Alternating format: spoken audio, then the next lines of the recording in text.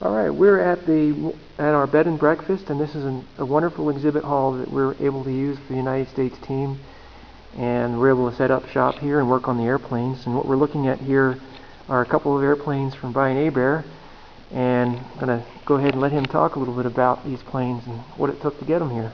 Go ahead, Bryan. Well, what it took to get them to get ready to get here is the story. Just the Valiant bike is our backup bike, otherwise known as the Shark. It's the prototype Shark that I built for Jason actually in 07, I think, 09 maybe. I think it's 09. And of course it was kitted by Oxy and wasn't a very successful model. I realized I knew a whole lot less about biplanes than I thought I did, and eventually through a lot of trial and error and a new set of wings and moving the wings about 15 times, I finally come upon a good solution to that problem. And after Brett mid-aired the Euphoria at a contest this year, unfortunately, and then we had the first Alferma crash due to wing failure. I just kind of took this one off of mothballs, and my buddy Jim Thompson rebuilt some woodwork I had done.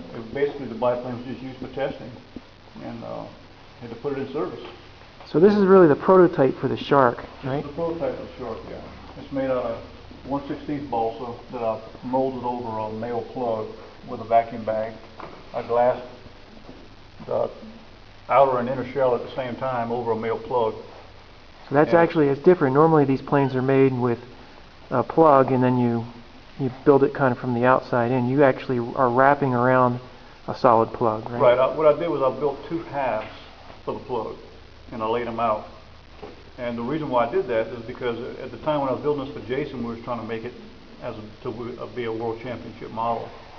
And I knew I wasn't going to have enough time to build molds from a plug. It would took me 6 months to do that. So I carved two plug halves basically, and I used that to mold the fuselage. And I did everything internally. I built it like a ship basically, and I wrapped the molded halves around the internal structure.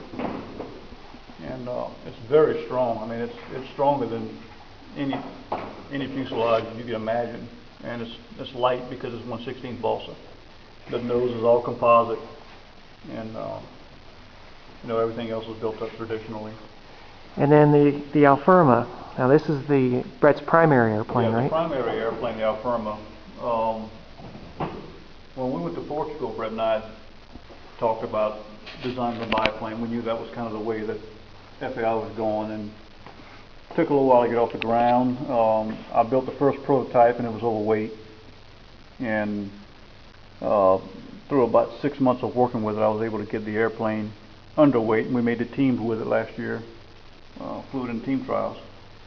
Unfortunately, we were trying out a braking system with the ailerons on the wings, and flipped the switch in the downlines, and the wings just couldn't handle the ailerons being opposing, and one of the wings failed. It crashed, so I had to scramble. It took me 6 months, and I built this one. So this is all custom, one-of-a-kind plane built by Bryan Hebert.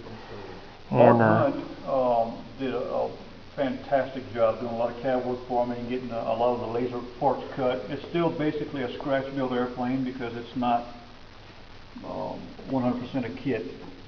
But of course, I made all the plugs, and a friend of mine, Randy Hicks, made the molds for me so I could continue working on the airplane. And I describe this as intricate, all of the fine detail and the graphics. And you've got to take a look at his valve cover, this custom valve cover you've got on this. And this is Brett Werkheiser, who's flying the airplane here at the World Championships this coming week, and we're here preparing. It's now Tuesday afternoon, and we're probably close to midnight now, isn't it? Probably. Yeah, close. And that's a South Africa time, so it's early still on U.S. time. But this quality of this video is not that great, but I'm going to try and zoom in a little bit on this valve cover and take a look at that, because that's pretty cool. And this gives it a little bit more volume and gives it some snazzy looks as well. Yeah, it's mainly for cooling, because when we run the CDI, we had a lot of cooling issues. And I have a friend, Bill Clark, who's a just an awesome machinist. And he and I worked together. He actually had the idea to do the fins and everything, and this is the second modification to it. And he built, and I have some here to sell actually, but did a fantastic job. Just, you can tell he's a hot rodder. He was actually an aircraft engineer for a while, and he owns his own machine shop and does a lot of custom work. Our horns on our wings are all made by Bill Clark. This spinner back plate was made by Bill Clark, and it's mounted to a carbon fiber, just a cheap $20 carbon fiber spinner. World models, we get those from Ron Van Put, and he made a back plate to match them and fit them, and we was able to save about 25 grams there. This is the 185, super smooth, super sweet, just unbelievable power. There are several pilots that are flying these at the World Championship this year. We just got them a couple weeks ago. About a week before we left. Yeah, one of the things that's kind of different on these is there's no pulse tube going to the crankcase on the pump. It's open now, so a lot of guys had issues where the motor would actually torque over and cut that tube and cause you all kind of grief trying to make the motor tune up. Yeah, I had that problem myself, so that's gone. So we don't no more tubing under here to worry about getting chafed on the cowling.